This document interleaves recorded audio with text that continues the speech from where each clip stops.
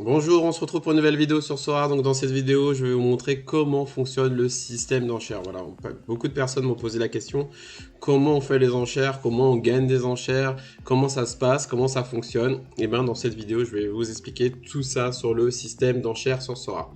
Mais avant ça, si vous n'êtes pas inscrit, sur Sora, le lien est dans la description. Justement, en prenant ce lien de parrainage, au bout de 5 enchères remportées, donc 5 enchères, vous aurez la carte au final, et ben vous gagnerez donc une carte gratuite.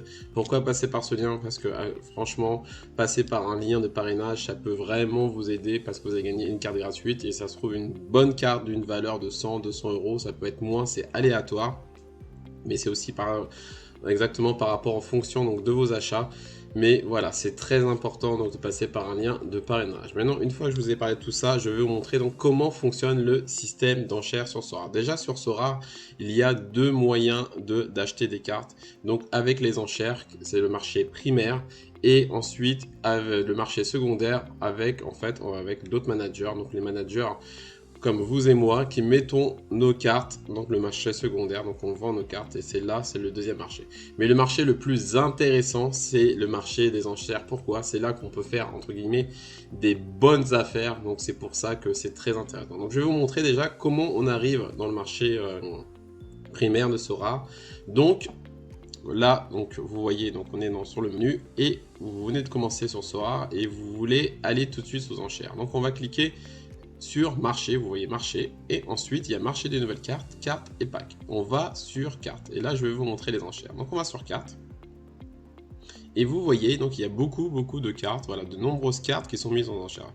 Sora met tout le temps des cartes aux enchères, voilà, de plusieurs cartes, donc de différentes raretés, donc il y a des limited, rares, super rares, uniques. Si vous voulez donc que les limited, vous savez, vous connaissez, vous décochez et vous mettez que limited. Si vous voulez des rares, vous mettez que des rares. Et si vous voulez tous, super rares et uniques.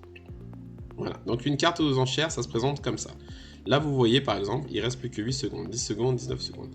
On va prendre un exemple qu'on veut une carte. On va descendre et on veut cette carte-là, Hassan Deuce aux enchères.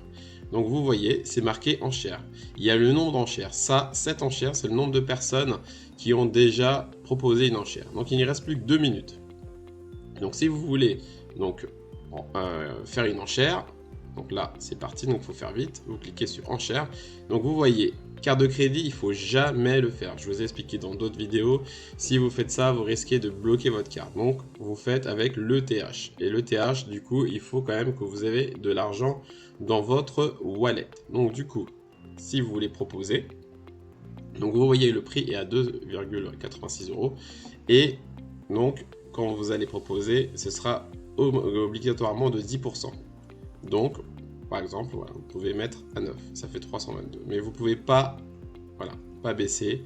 Par exemple, on baisse, ça met montant trop faible. On fait 8, ça passe. Voilà, donc ce sera toujours 10% en plus du montant. Donc on peut faire donc un autre test par exemple, où là, le prix de la carte est à 1,43.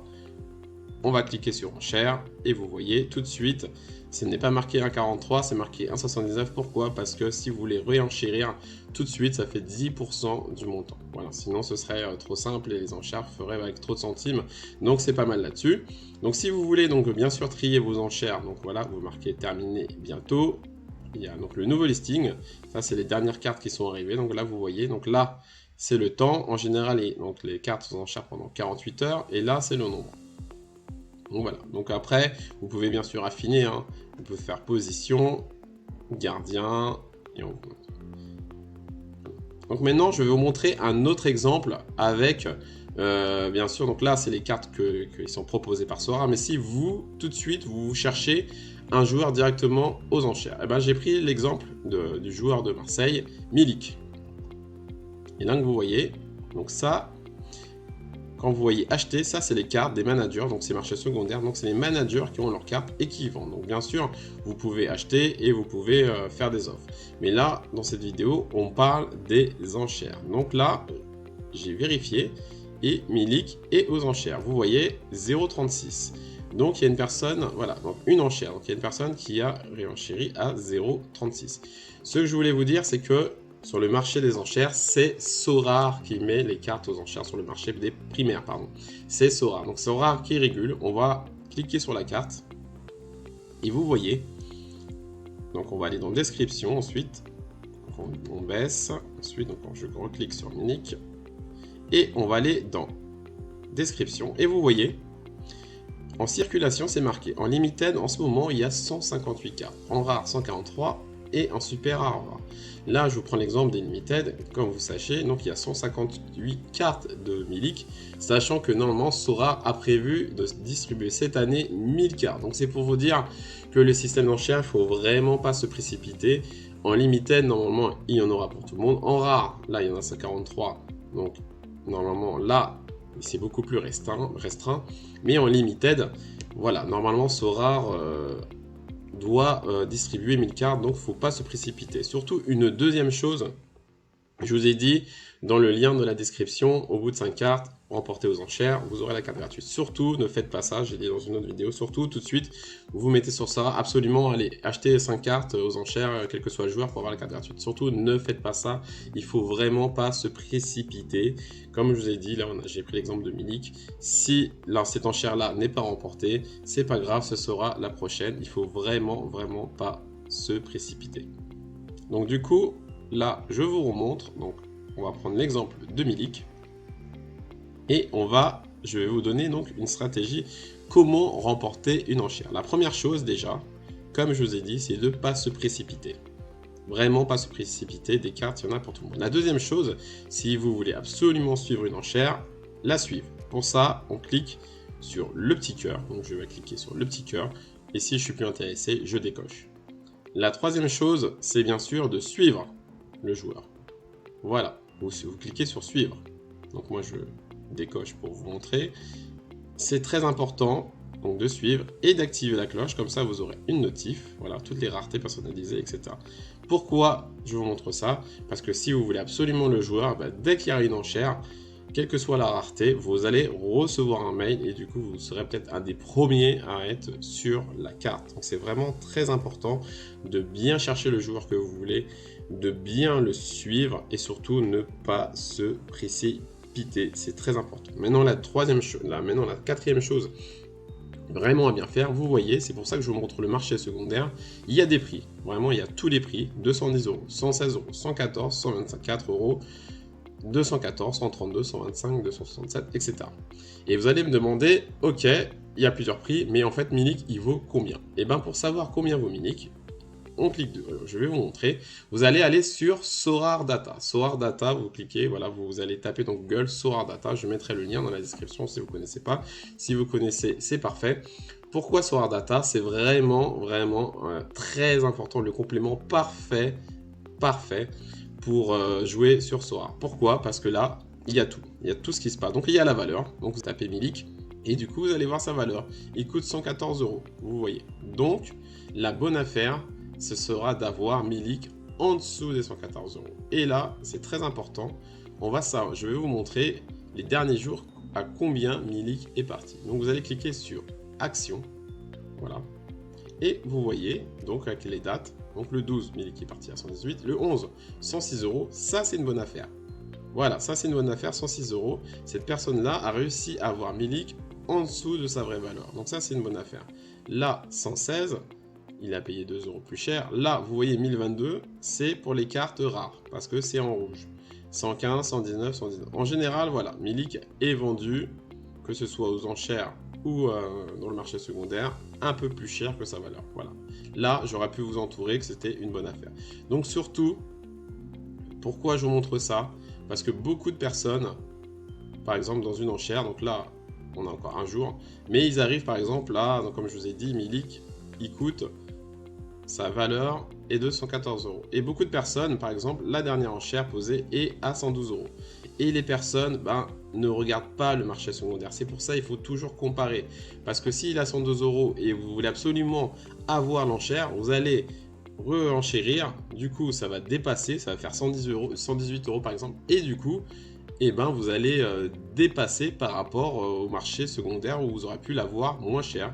Voilà, 118, hop, vous dépassez alors qu'il y avait un manager qui fait 116. Donc surtout comparer et ne pas essayer de remporter cette carte à tout prix, comparer, ne pas dépasser, parce que parfois dans le marché secondaire, la carte peut être potentiellement moins chère. C'est vrai que ça m'est déjà arrivé d'être absolument dans l'enchère et de renchérir, et au final de prendre la carte à un montant vraiment abusé, alors qu'au final dans le marché secondaire, c'était beaucoup plus cher. Vous voyez, une personne à 114 par exemple qui le vend vraiment au vrai prix. Donc c'est pour ça ne pas s'enfermer dans une enchère. Une dernière chose, donc là je vais vous montrer l'enchère des cartes.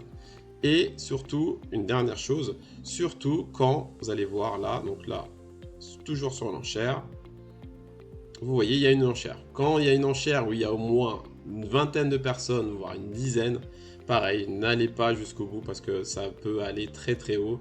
Ces 25 personnes-là qui ont mis une enchère, c'est sûr qu'ils vont aller jusqu'au bout et qui vont suivre, et qui potentiellement dans ces 25, il y aura au moins 4 ou 5 qui vont enchérir jusqu'à la fin. Donc pareil, je vous conseille vraiment de fuir. Une deuxième chose, donc là je vous ai montré carte, donc il y a aussi le marché des packs. Et ça on oublie, donc vous allez sur le marché et vous voyez, il y a des packs. Le pack c'est quoi? C'est en fait Sorare qui vend plusieurs cartes à la fois. Donc c'est souvent en général pour la série A, vous voyez.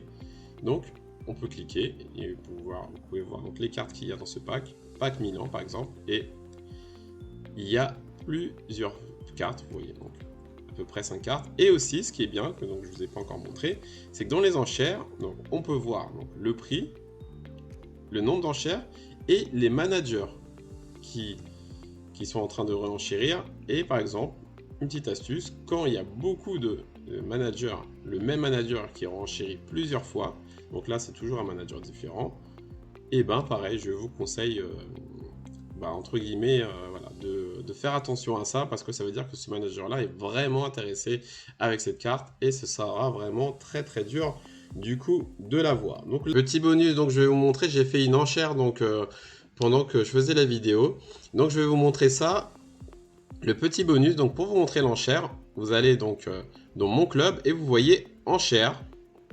Donc vous cliquez sur enchère et là ça montre donc l'enchère que j'ai faite. Vous voyez, donc j'ai fait une enchère et c'est marqué augmenter. Donc là il y a le temps, donc il reste plus que 2 heures pour l'instant. Donc c'est moi qui va remporter donc la carte si personne ne réenchérit pas. Donc je peux éventuellement augmenter mon offre. Donc ma dernière offre est à 70, 72, donc il y a encore 4 enchères. Et là vous voyez meilleur, donc ça veut dire que je suis le premier. Donc une chose que je voulais vous dire, donc on ne peut pas annuler une enchère. Une fois que vous avez enchéri, vous ne pouvez pas annuler l'enchère. Ça veut dire que par exemple moi j'ai mis 72 et si je veux plus, je ne peux pas annuler. Donc s'il n'y a plus personne, c'est moi qui va la gagner. Donc après éventuellement vous pouvez donc la vendre. Donc vous pouvez aussi l'augmenter. Donc si vous vous dites ça y est, je voulais absolument donc la carte, vous pouvez augmenter. Donc je vous rappelle, c'est toujours de 10%. Et bien sûr donc là vous allez voir donc dans enchères, et ça c'est toutes les enchères que j'ai réalisées et que j'ai gagné et aussi que j'ai perdu. Donc toutes les enchères que vous allez faire vont se retrouver dans enchères. Donc vous allez dans mon club et vous allez donc dans enchères. Donc c'est ça que je voulais vous montrer. Donc on ne peut pas annuler une enchère. Donc une fois que vous avez enchéri, si personne ne va dessus, et ce sera pour vous. Et après éventuellement si vous êtes trompé, vous pouvez bien sûr revendre la carte. Ça, il n'y a pas de souci. Donc c'était le petit bonus.